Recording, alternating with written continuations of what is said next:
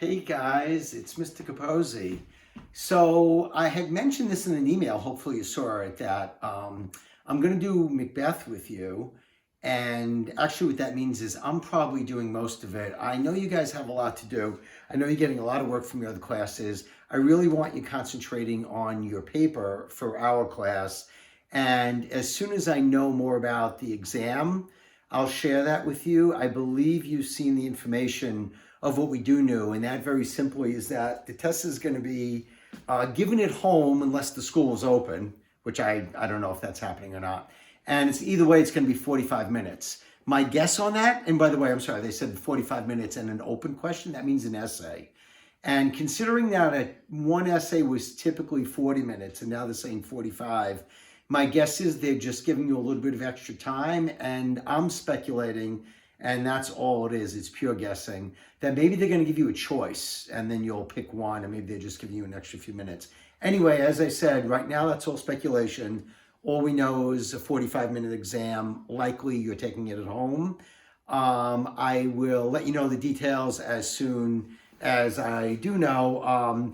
We've done everything in prepping for it. I will try to remind you of some things. Like I'm just grading your Death of a Salesman open essays and just trying to remind some people about what we said about introductions and conclusions, keeping those things very brief. But on to Macbeth, and as I said, I'm pretty much going to do this for you. I may direct you to just try to look at some parts of the text itself. I had said this in the email, two things. One, I realized that none of you did it last year, and I really felt like you shouldn't leave high school without having Macbeth, without knowing Macbeth. It's really just so commonly known that it's alluded to a lot, and you should be familiar with that. The other thing is, very practically, as a text, if you just look up one, a PDF of Macbeth, if you don't have a copy of it at home, they're all the same. We don't have to worry about, you finding it or that it's a different version or anything. As a matter of fact, I thought I had a hard copy here, and I don't. Speaking of which, just going to let you know, so here, and my lovely wife might show around, I'm working with you from Vermont. Look at it. This is March 30th. It's snowing again. I don't know if you can see that out here, but maybe when the weather is not so harsh, I'll do some more outdoor scenes with you. But I just want to give you today a little intro on the story of Macbeth, and probably the first scene, which is really very, very short, and it sets the scene. So some intro material here. This is probably going to visually jump around a little because it's filming my computer screen, but some of the historical context is really interesting with Macbeth. So just look at this and listen. Just sets the scene for you. Macbeth was written, I thought I had it on here, 1606. I did have it there. Okay. For a large part of Shakespeare's career, Queen Elizabeth was the queen. As you can see, I have in the top point there, she was queen for over 44 years. That was a great situation for much of England, and especially for Shakespeare. She was very popular.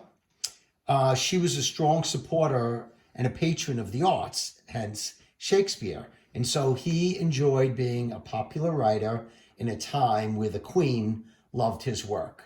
Well, Queen Elizabeth died.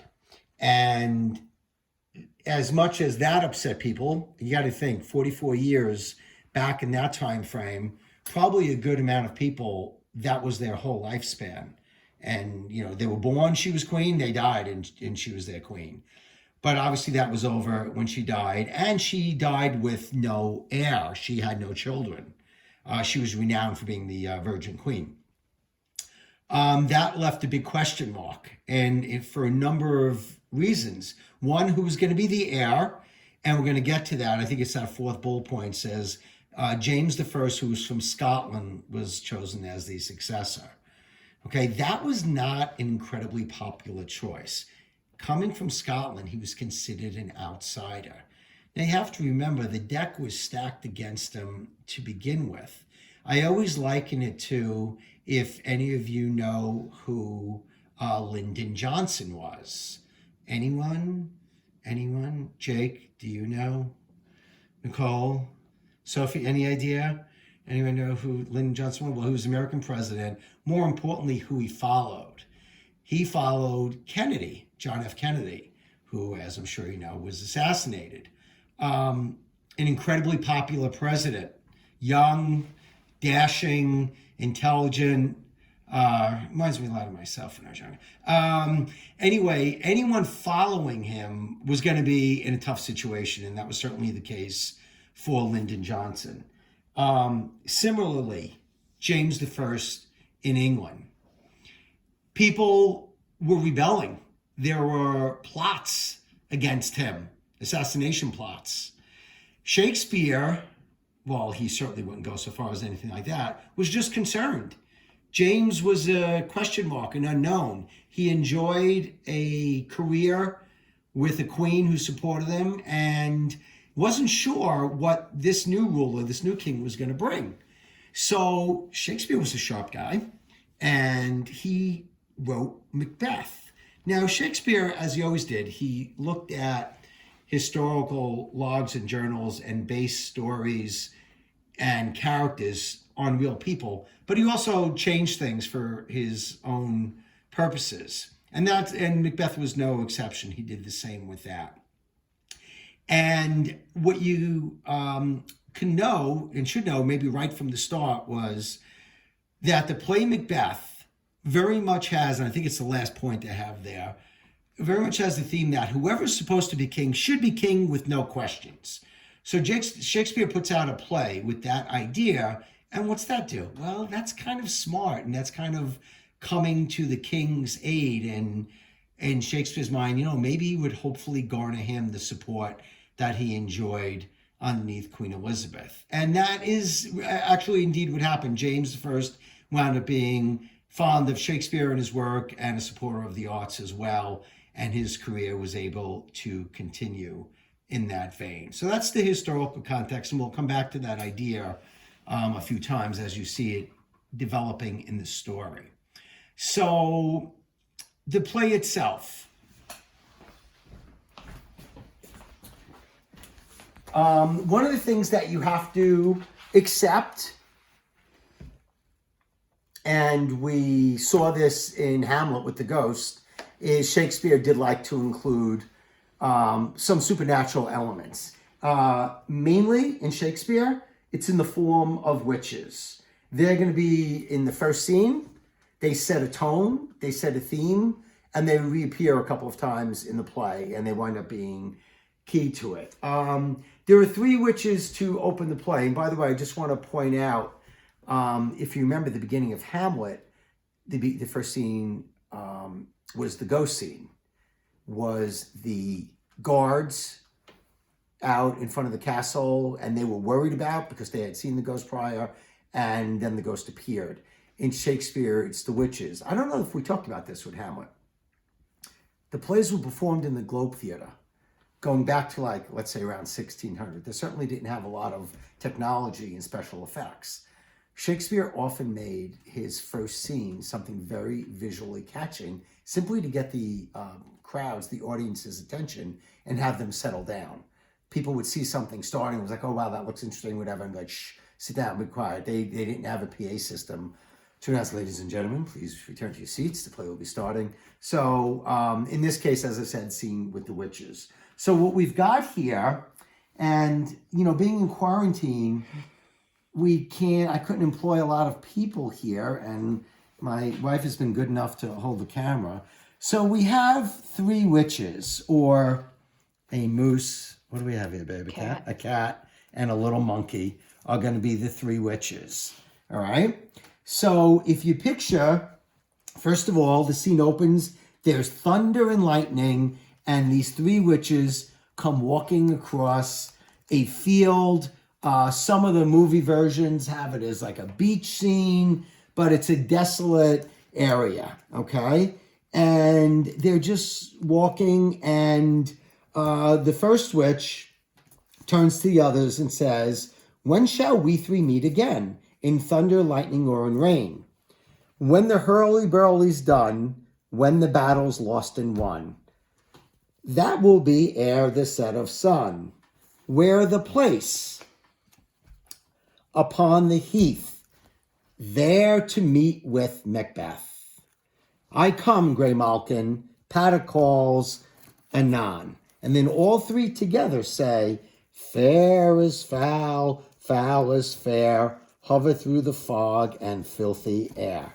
And they leave together. By the way, if you look at a text, and at some point, hopefully you will, you'll see an odd word. It's exit. And again, we may have come across this in Hamlet. That's just plural, meaning they all exit. Okay? So what do we have here? So we've got the element of the witches. Two important things. That was the whole scene, by the way. And a few things, a couple of points I just want you to recall from this. Whose name did they mention? You heard them mention Macbeth. These witches actually plan to meet him. There's a hurly-burly was the word that was used. That's another word for a commotion, or in this case, a war. This play takes place in Scotland, okay? And the Scottish are at war. And they're at war with Irish rebels who have attacked, all right? And these witches have mentioned Macbeth's name and that they're going to meet with him after the war. And one of them mentioned, like, that's actually going to be before the setting of sun tonight. So the war is going to be over this very day, and they're going to meet with Macbeth. The other idea, and I'm going to explain something to you about some of the positions in the Scottish kingdom. That last line, which you may have heard, it's fair is foul, foul is fair, hover through the fog and filthy air. That's kind of a theme for the play. Fair is foul, foul is fair. What's that mean? Well, if you just think of fair good and foul bad, the general idea here is sometimes things that seem good are actually bad. And sometimes things that might seem bad are actually good. And you will see that come up a number of times. I will try to point it out. And there are other times maybe you'll just see it in the text as well, where things are exactly the opposite of what they may appear to do. So I'm going to stop with this today. It was really nice seeing you guys. I actually really do miss our class. As you probably know, we teach 5. Don't show this recording to my other classes because definitely missed the AP class very, very much. I'll pick up. I'm probably going to do another one tomorrow, give you a little bit more background and then move forward with it. I hope you enjoy this. I'm going to send you information in an email on where to look for this on YouTube. I'm using YouTube because at some point I might ask you to put some comments. You're always free to put some. But if I mention to you to comment about something, I'll probably ask you to do that. By the way, a thought that just came to me, I plan to present the play to you like this. If some of you are thinking, hey, Mr. Capozzi is getting to have all the fun, and you would like to do one of the scenes, just let me know. We'll try to plan it out, give you a little bit of time, and I'll gladly step aside and let someone else film it, whether you want to film it with people, or I reminded you of some stuffed animals that you have, or whatever you might be thinking. Anyway, I'll talk to you guys soon. Take care.